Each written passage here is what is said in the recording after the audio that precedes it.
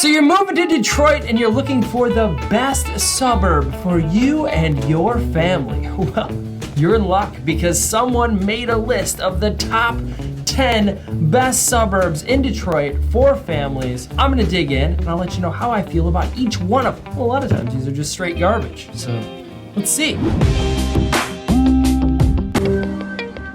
All right, if you're new here and new to me, my name's Paul and I make videos about cities, towns, areas, and places all over Metro Detroit, Michigan. So if you like that sort of thing, watch some of the other videos on my channel. And if you'd like to make a move in the next 3 days or 3 years, reach out because I'm also a full-time real estate agent and I can absolutely help you. So I'm taking a look here at the Movado top 10 best suburbs of Detroit to move to for families, and we're gonna see if there's any truth to the list that they've created here because I have my own opinions about a lot of things. You're one of those people. So coming in at number 10 is Rockwood, Michigan. So Rockwood, Michigan, if we look at it on a map, it is not exactly close to Detroit. I mean, it's not totally far, but it's about 28 to 35 minutes-ish away from the city of Detroit. Oh yeah? I've never even heard of it. Not once has someone said to me, Paul, move us to Rockwood. It's just not really a thing. I guess it is a thing, but it's not something that's happened to me. And I've helped a lot of people. Now they talk about the total crimes per 100,000 residents is 1,056. But Rockwood is absolutely tiny, so that's like a ridiculous thing. I think there's only a few thousand residents of Rockwood total. So like, what do you expect? Of course there's not a lot going on there, because it's a little place. It's located right around here, so this is what we would call the downriver area. So you have areas like Woodhaven, Trenton, Southgate, Wyandotte. It's just down there further along the river. That's why we call it downriver. I'm mansplaining. Coming in at number 9 on their list is Birmingham, Michigan. One of my absolute favorite cities by far in Metro Detroit, Michigan is Birmingham, Michigan. So I think they got this right, but I think I would move it up a little bit. Now they say here on this list that the unemployment rate is 5.2% and the average commute time is 22 minutes. I don't know where you're commuting to, but if you're going to the city of Detroit, we'll take a look here. It's about 30 minutes. It's a straight shot. It's located along the Woodward corridor. What does that mean? What does that mean? You have cities like Ferndale, Royal Oak, Clawson, and Birmingham, Bloomfield Hills. All those zones are right there in the whole line. I actually made a video all about these areas, just the Woodward corridor. You can check it out on my channel when you're done with this one. The biggest drawback to Birmingham is going to be that it is crazy expensive. It's one of the most expensive places to live in Michigan, period. You're gonna find a huge variety of home styles, but you're not going to have a lot of yard. That's one of the biggest complaints that I get from people that are moving here is you just don't get a lot of yard when you live in Birmingham. You get these little like downtown city lots where you just sort of have like a little pad of grass in the backyard, but you have just like a monster house stuck on these little lots. Most of the houses here are gonna be anywhere from like 800,000 plus to get anything that's like decent. 8 on their list is Franklin, Michigan. I talk a lot about Franklin, Michigan on this channel because I think it's a really cool spot. Dan Gilbert from Quicken Loans actually lives in Franklin, Michigan, so you know it's gotta be good. It's real good, but it's also real expensive. I mean, if you just look at some of the houses available, they're gonna be in the millions, easily, for anything decent. Now, if we look at the location of Franklin, Michigan, again, it's about 25 to 30 minutes away from Detroit, and it's located between Beverly Hills and like the Farmington Hills area. A lot of people don't even know that it's there. They just drive right by, keep on driving. According to Movado, the total crimes per 100,000 here are 1,127. Again, this is one of those zones where it's really small, so I don't even know how they made up this list.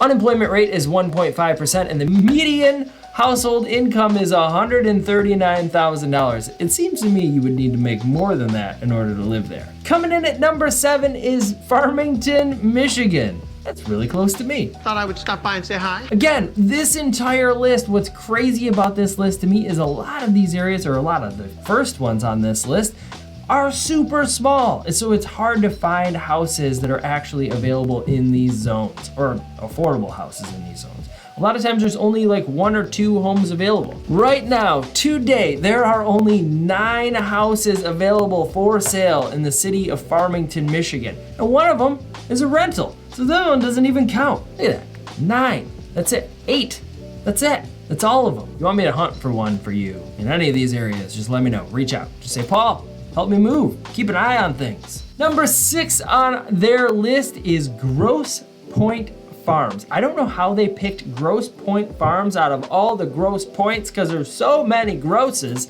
I talk about them all the time. Because you're gross. Median household income in Grosse Point Farms is $107,000. But this is one of those areas where, again, I feel like you would need to maybe make more than that. Now, if we look at the location of Grosse Point Farms, it's right like northeast of Detroit, so it's like right along the line. You can look out from your house and see Canada. Canada! It smells like maple syrup. Canada! All you see is snow. Canada! It's only about a 19-minute drive straight down from Detroit. So if you commute to Detroit, yeah, it's a great spot. So this thing right here says that home buyers will find spacious craftsman, Tudor, and Victorian style homes. Well, yeah, I mean, like there's a lot of small brick colonial homes and things like that, a lot of tree-lined streets, sidewalks, fenced yards. That's one of the reasons that people love that area so much. But really, if you're looking at Grosse Point Farms, you should look into the other Grosse Points. I mean, like, explore them all, drive around. I always encourage buyers to drive through the areas that they're interested in first before we actually start scheduling showings. Because you don't want to kick somebody out of their house if like you don't actually care for the area. Like if you just drive by and go, no, this is not for me, then like don't bother with getting into the house, because it doesn't matter. Number 5 on their list is Plymouth, Michigan. This list is getting better. I love Plymouth, Michigan. I especially love downtown Plymouth, Michigan. I'm gonna make a video about the top 5 downtowns to get down around town. Top 5 to get down downtown. God, you're so weird. And this is gonna be on there for sure. Now you're gonna have a lot of variety when it comes to homes, and there's a lot of neighborhoods with sidewalks, so I can see that. Areas where you can have fences, another big plus. And the downtown get down. Now if we look at it on a map, it seems like it's a little bit further away than the other ones, but the reality is that you're going to be taking freeway. It's almost all freeway driving right here. It's like the west side. This is like the west side of the state. That's my, remember that West Side Connection? West side, best side. You head west, you're gonna hit Plymouth. A lot of the people that I help move here that are working for Ford, GM, or anywhere really downtown, they're like Plymouth. It's a good spot because I can just hop on the freeway and go. Schools, man, like schools are good too. I made a whole video about the top 10 school districts in Michigan. You should check it out when you're done with this video. 4 on their list is Beverly Hills, Michigan. This is an expensive place to live, let me tell you right now. So if you are wealthy, I'm super rich and fancy. yes, Beverly Hills should definitely be on your radar. They say that the great school score is 9.8 out of 10, and the median household income is $107,000-ish. Fun fact about Beverly Hills is it's actually a village. So if you wanted to live in Beverly Hills Village, there are only 14 homes available right now today to purchase. And if we look at them here, the cheapest one is $275,000 and the most expensive is $2.59 million. So gotta have those bucks. Beverly Hills is another one that's located kind of like right along the Woodward corridor area, kind of like, but over to the side a little bit. Again, you've got Ferndale, Oak Park, Royal Oak, Beverly Hills sort of right underneath Birmingham, the Birmingham zone. Number 3 on their list is Berkeley, Michigan. Now Berkeley is one that a lot of people forget about. It's not crazy small, it's sort of a medium-sized zone. It's over by Royal Oak and other areas like that, but people just seem to forget that Berkeley's there. And you're gonna have a lot of bungalows, a lot of small colonials, things like that. There's like parks and things for you to enjoy. So sidewalks, parks, fenced yards, very, very family friendly and dog friendly too. All right, so the runner up, number 2 best place to live for families near Detroit is Bloomfield Hills, Michigan. Bloomfield Hills is another one that is one of the most expensive places to live in Metro Detroit, Michigan, or in Michigan, period. And again, it's another one of my favorite places because it has such beautiful real estate. Great Schools gives them a 9.7 out of 10, and the median household income is about $150,000. Now you're going to find some mid-priced homes and then some absolute monsters. Now if we look here, there are only 33 homes available right now today in Bloomfield Hills. The cheapest is $220,000 and the most expensive is $5.5 million. A lot of them are in that $700,000 to $1 million-ish range. So if you have a budget like that, this could be your zone. You're gonna have more space. So more space than areas like Birmingham. You're going to have big yards, big lots, windy streets, things like that. You'll love it. Coming in at number one, the number one best Detroit suburb for families is Northville, Michigan.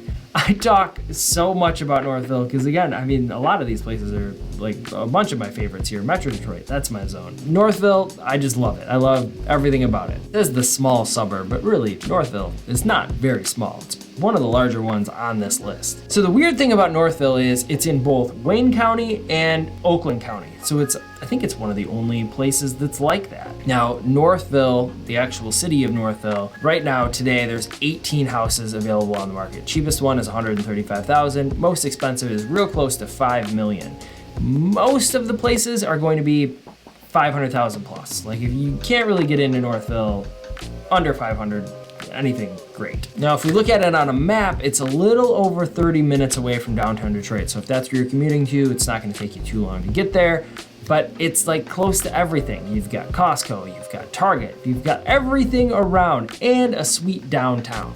Downtown to get down. And the schools were rated in the top 10 best schools in Michigan, period. Like by a bunch of different sites. So what do you think? Do you want to make one of these cities your home? If so, let me know. And if you're still looking for a place to live in Metro Detroit, Michigan, check out some of these other videos and playlists around here, and I'll see you there.